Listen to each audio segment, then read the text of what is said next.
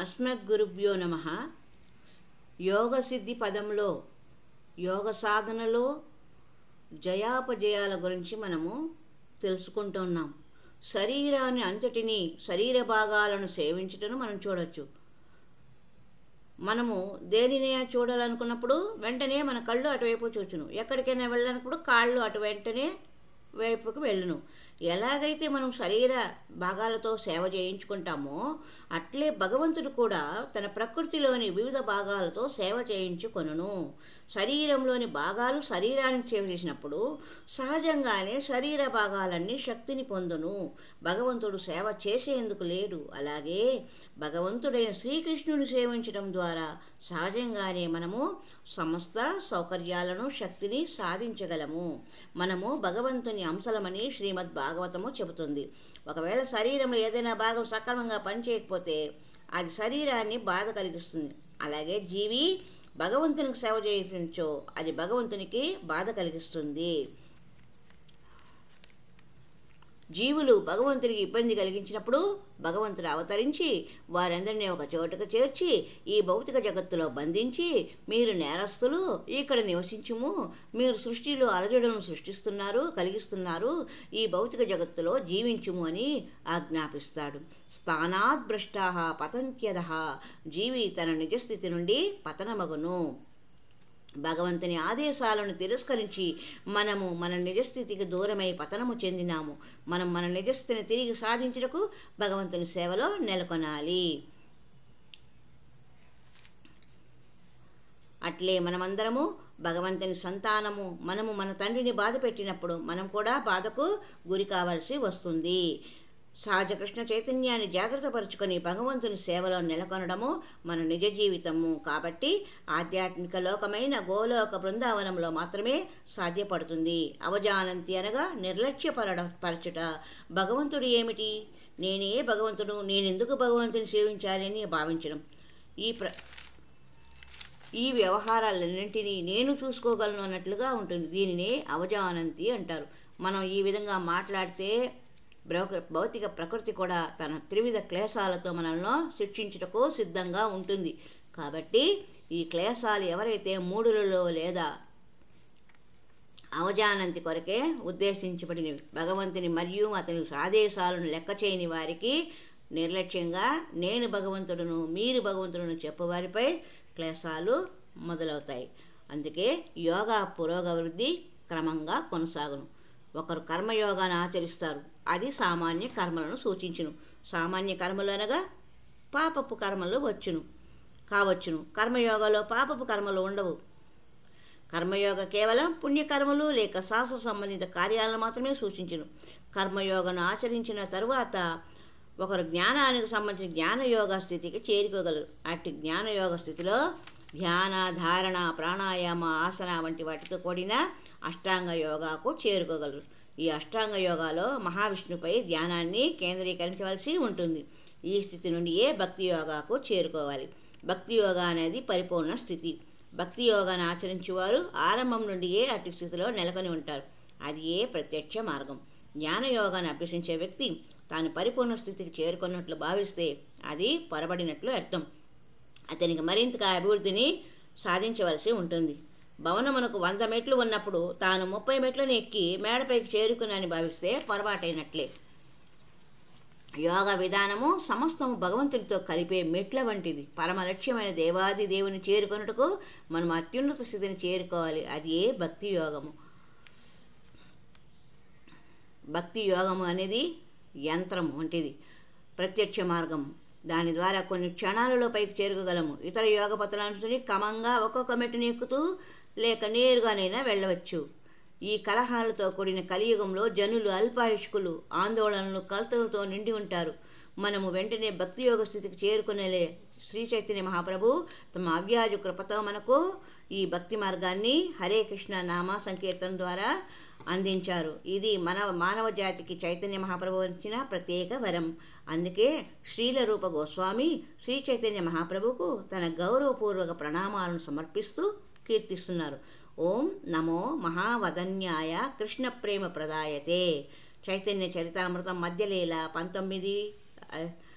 19వ అధ్యాయం 53వ శ్లోకంలో, ఓ ప్రభు, మీరు పరమ ఆరాధ్యులు, మీరు నేరుగా శ్రీకృష్ణుని ప్రేమను ప్రసాదిస్తున్నారు. శ్రీకృష్ణుని శుద్ధ ప్రేమను పొందుటకు ఒకరికి అనేక రకాల యోగ దశలను దాటవలసి ఉంటుంది. కానీ నేరుగా ఈ కృష్ణ ప్రేమను అందిస్తున్నందున మీరు పరమ ఔదార్యులు. అలాగే భగవద్గీత 18వ అధ్యాయం మోక్ష సన్యాస యోగం 55వ శ్లోకంలో కూడా ఇలాగే చెప్పబడింది. భక్త్యా మాం అభిజానాతి యావాన్యాశ్చాస్మి తత్వతః తతో మాం తత్వతో జ్ఞాత్వా విశతే తదంతరస్తరం.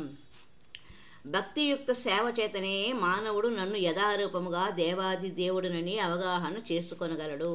అట్టి భక్తి చేతడు నన్ను సంపూర్ణముగా తెలుసుకున్నప్పుడు భగవద్ రాజ్యమున ప్రవేశింపగలడు. ఇతర యోగా పద్ధతుల్లో కూడా ఈ భక్తి కూడా కలిసి ఉంటుంది. కానీ భక్తి యోగా అనేది శుద్ధ భక్తి, ఎటువంటి కోరికలు లేని సేవ. సాధారణంగా జనులు మనసులో ఏదో ఉద్దేశాలను ఉంచుకొని ప్రార్థిస్తూ ఉంటారు. కానీ మనము ఎల్లప్పుడూ భగవంతుని సేవలో అధికాధికంగా నెలకొని ఉండేలా మాత్రమే ప్రార్థించాలి. శ్రీ చైతన్య మహాప్రభు మనం ఎలాంటి భౌతిక విషయాల కొరకు ప్రార్థించరాదు అని బోధించింది.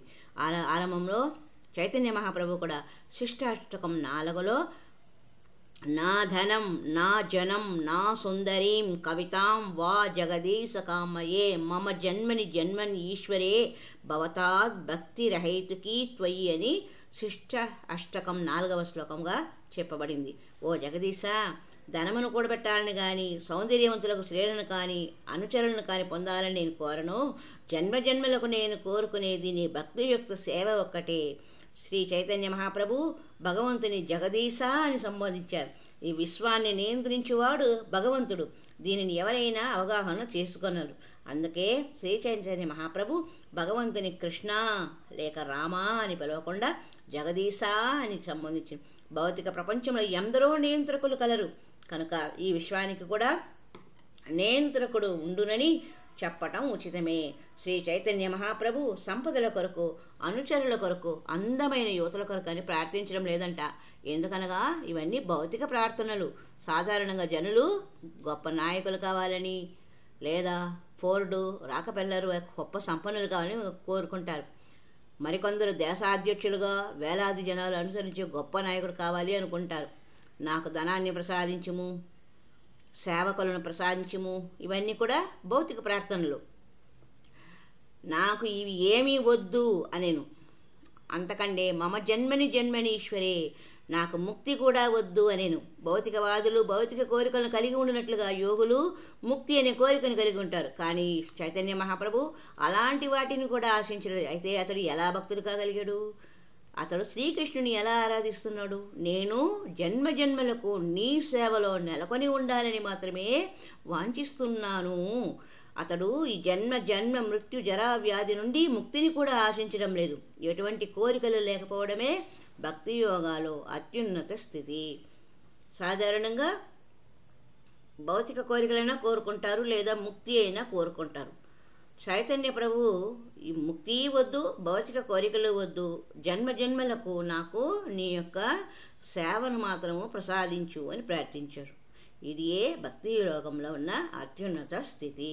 హరే కృష్ణ మహామంత్రాన్ని కీర్తించడం అనగా దయచేసి నన్ను నీ సేవలో నెలకొల్పమని భగవంతుడిని ఎల్లప్పుడూ ప్రార్థించడము. ఈ మహామంత్రము చైతన్య మహాప్రభువు మనకు ఉపదేశింపబడింది. హరే అంటే భగవంతుని శక్తిని సూచించును. కృష్ణ రామ అనేవి స్వయముగా భగవానుని నామాలు. మనం హరే కృష్ణ మహామంత్రాన్ని జపించుటకు అర్థము భగవంతునితో దయతో నన్ను నీ సేవలో వినియోగించుము అని ప్రార్థించడం అన్నమాట. అందుకు హరే రామ రామ రామ హరే హరే, హరే కృష్ణ కృష్ణ కృష్ణ హరే హరే.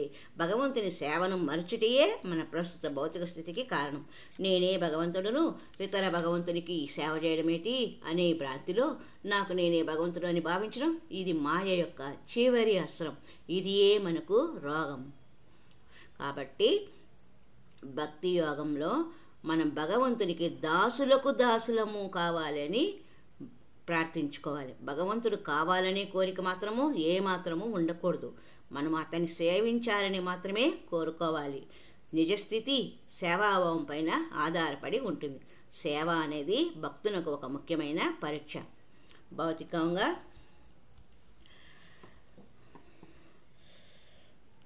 భూమిపై అత్యున్నత పదవి సాధించినను అతడు దేశవాసులందరికీ సేవ చేయవలసి ఉంటుంది.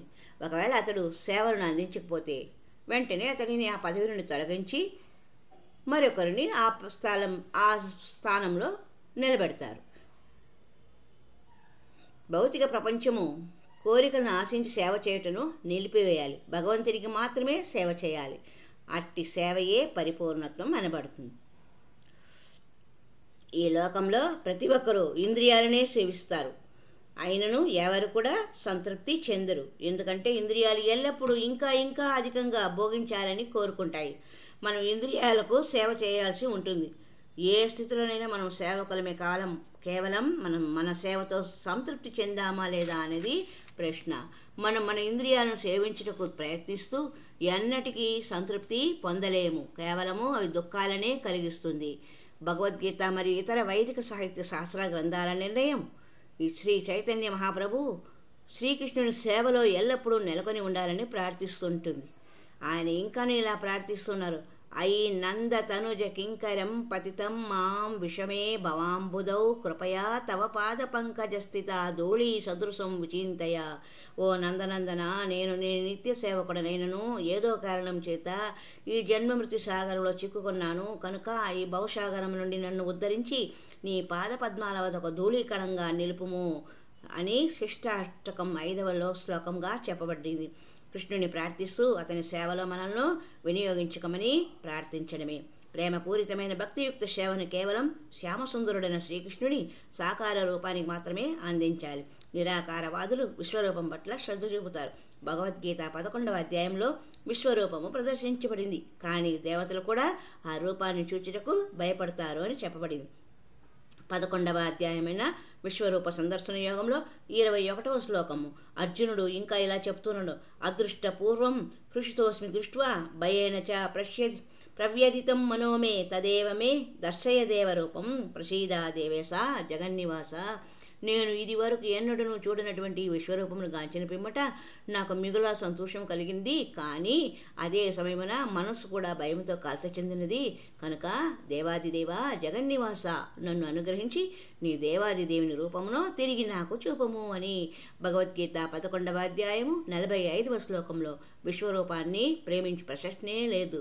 శ్రీకృష్ణుడు విశ్వరూపంతో మీ ముందుకు వస్తే మీరు మీ ప్రేమను పక్కన పెట్టి భయంతో నిండిపోతారు. కాబట్టి నిరాకారవాదుల వలె విశ్వరూపాన్ని చూచుటకు ఆసక్తిని కనపరచవద్దు. కేవలం శ్యామసుందరుడైన శ్రీకృష్ణునికి ప్రేమపూరితమైన ఈ రూపమును చూడండి. హరే కృష్ణ హరే కృష్ణ. 1942లో రెండో ప్రపంచ యుద్ధం జరిగినప్పుడు కలకత్తాలో మేము భగవంతుని విశ్వరూపం ఎలా ఉంటుందో కొంతవరకు చూసాం. ప్రమాద సంకేతంగా సైరన్ విని సురక్షిత ప్రదేశానికి పరిగెత్తినాం. అప్పుడు విశ్వరూపాన్ని చూసాం. అప్పుడు ఇది కూడా శ్రీకృష్ణుని యొక్క మరో రూపమే, కానీ ఇది ప్రేమించదగినది కాదు. శ్రీకృష్ణుడు భక్తుడు స్వరూపాన్ని ప్రేమించదలుచును. విశ్వరూపము నిజరూపము కాదు. శక్తిమంతుడు ఒకటి చేత శ్రీకృష్ణుడు ఏ రూపంలోనైనా ప్రకటమవ్వగలడు. కావున శ్యామసుందర రూపమే ప్రేమతో కూడుకున్నట్టిది.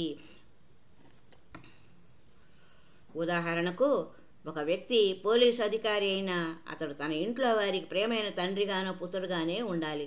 అప్పుడే అది మంచిగా ఉంటుంది. అలాగే మనం కూడా భగవంతుడు ఎంత సర్వశక్తిమంతుడైనా సర్వజ్ఞుడైన మనం మాత్రము మన పక్కు ఒక తండ్రిలాగానో హితుని వలె మనకు కనిపించాలి అని మనము ప్రార్థించాలి. ఇదే శాశ్వత ధామంలోని శ్యామసుందర రూపాన్ని ప్రేమించాలి అనుకోవడం. అర్జునుడికి చూపిన విశ్వరూపము నేను భగవంతుడును అని చెప్పే మూర్ఖులను భయపెట్టడం కొరకే ప్రదర్శింపబడింది. భవిష్యత్తులో భగవానుడని చెప్పి మోసం చేసేవారిని పరీక్షించుటకు ఉపయోగపడనని అర్జునుడు విశ్వరూపాన్ని చూపమని అడిగాను. ఇది ఏ ప్రధాన కారణం. ఎవరైనా నేను భగవంతుడని చెబితే మనమేం చేయాలి? మీరు భగవంతుడైనచో ఒకసారి విశ్వరూపాన్ని ప్రదర్శించుము అని అడగాలంట. వాళ్ళకి ఉంటే కదా బహిరంగ శక్తి. అర్జునుడు విశ్వరూపం పట్ల అనేక రకాలుగా తన గౌరవం భక్తిని చూపాను. భక్తుని యొక్క సహజ లక్షణము శ్రీకృష్ణుని బహిరంగ శక్తి మాయాదేవి అయిన దుర్గామాతను కూడా భక్తులు గౌరవించును. శ్రీకృష్ణుని గౌరవించినచో మనము అందరినీ చీమను కూడా గౌరవించినట్లు అగును. అందుకే బ్రహ్మదేవుడు ఇలా ప్రార్థిస్తున్నాడు. సృష్టి స్థితి ప్రళయ సాధన శక్తిరేఖ ఛాయేవ యస్య భువనాని బిభర్తి దుర్గా ఇచ్ఛానురూపమపి యస్య చ చేష్టతే సా గోవిందం ఆదిపురుషం తామహం భజామి. ఆధ్యాత్మిక శక్తి యొక్క ఛాయా స్వరూపమయ మాయాశక్తియే దుర్గా అనే నామంతో అందరిచే పూజలు అందుకుంటున్నది. ఈ జడ జగత్తు యొక్క సృష్టి స్థితి పాలన ఆవిడే చేస్తున్నది. ఆవిడ ఆది పురుషుడైన గోవిందుని ఇచ్ఛానుసారమే ఈ కార్యాలన్నింటినీ కొనసాగిస్తున్నది. అట్టి గోవిందుని నేను భజిస్తాను అని బ్రహ్మసంహిత 5వ అధ్యాయం 44వ శ్లోకంలో దుర్గాదేవి శ్రీకృష్ణుని శక్తి అగుట చేత మనము శ్రీకృష్ణుని ప్రార్థించినప్పుడు దుర్గాదేవిని కూడా ప్రార్థించినట్లు అగును. అలాగే శ్రీకృష్ణుని అధీనంలో దుర్గా పనిచేస్తున్నందున ఆమెను ప్రార్థించినప్పుడు అది శ్రీకృష్ణుని కూడా ప్రార్థించినట్లు అగును. భక్తుడు దుర్గాదేవి కార్యకలాపాలను చూసినప్పుడు వెంటనే అతడు శ్రీకృష్ణుని దర్శిస్తూ శ్రీకృష్ణుని ఆదేశానుసారం మాయ చక్కగా తన కర్తవ్యాన్ని నిర్వర్తిస్తున్నది అని భావించాలి. నిజానికి ఎవరైనా ఒక పోలీస్ అధికారిని గౌరవిస్తే అతను చట్టాన్ని గౌరవించిన వారు అవుతున్నారు. దుర్గాదేవి ఎంతటి శక్తిమంతురాలనగా ఆవిడ సృష్టి స్థితి లయం కూడా చేయగలదు. ఏమైనాను ఆవిడ అన్ని స్థితులందు శ్రీకృష్ణుని యొక్క ఆదేశానుసారమే నడుచుకొనును. శ్రీకృష్ణుని పట్ల శుద్ధ భక్తితో మాయా ప్రభావమును విడిచి శ్రీకృష్ణుని శాశ్వత సాంగత్యాన్ని పొందవచ్చు. శ్రీకృష్ణుని స్నేహితులైన కొందరు గోపబాలురు అతనికి శాశ్వత సహచరులు. ఇతరులు అట్టి శాశ్వత స్థితిని అందుకున్నవారు. కేవలం అతని శాశ్వత స్నేహితులే అతనితో క్రీడించగలిగినచో ఎవరునూ ఆ స్థితికి చేరుకోలేకపోయినచో ఇక చైతన్యవంతులగుటలో అర్థమేమిటి? మనము కూడా అనేక జన్మల పుణ్యకర్మలతో శాశ్వత సహచరులము కావచ్చు. భౌమ్య బృందావనంలో కనిపించేవారు చాలా మట్టుకు బద్ధజీవులైన కృష్ణ చైతన్యపు పరిపూర్ణ స్థితికి ఉద్ధరించబడి గోలోక బృందావనం చేరుటకు యోగ్యులైన వారే. ఆ విధంగా ఉద్ధరించబడిన వారు మొదట శ్రీకృష్ణుడు లీలలు చేస్తున్న లోకంలో శ్రీకృష్ణుని దర్శించుటకు అంగీకరించబడుదురు. తర్వాత వారు ఆధ్యాత్మిక ఆకాశంలోని దివ్య గోలోక బృందావనానికి ఉద్ధరించబడుదురు. కనుకనే శ్రీమద్ భాగవతము 10వ దశమస్కందము 12వ అధ్యాయము 11వ శ్లోకంలో కృతపుణ్యపుంజాహ అని చెప్పబడింది. భక్తి యోగం అంటే శ్రీకృష్ణునితో భగవానునితో సంబంధం ఏర్పరచుకొని అతని శాశ్వతము సహచరులు అగుట. భక్తి యోగాను ఇతర ప్రయోజనాల కొరకు ఉపయోగించకూడదు. అందుకే బౌద్ధ మతంలో భక్తి యోగం అనేది లేదు. ఎందుకంటే వారు భగవంతుని పరమలక్ష్యంగా గుర్తించరు. క్రిస్టియన్లు జీసస్ క్రీస్తును భగవంతుని కుమారునిగా అంగీకరించడం ద్వారా కొంతవరకు వారు భగవంతుని అంగీకరించిన వారు అగుదురు. కనుక వారు భక్తి యోగాను అనుసరించినట్లు అగును. ఒకరు భగవంతుని అంగీకరించినంత వరకు భక్తి యోగా అనే ప్రశ్నే ఉండదు. క్రైస్తవ మతం ఒక రకమైన వైష్ణవ ధర్మమే. ఎందుకంటే అందులో భగవంతుడు గుర్తించబడును. ఏమైనను ఆ భగవంతుని అనుభూతి చెందుటలో అనేక దశలు గలవు.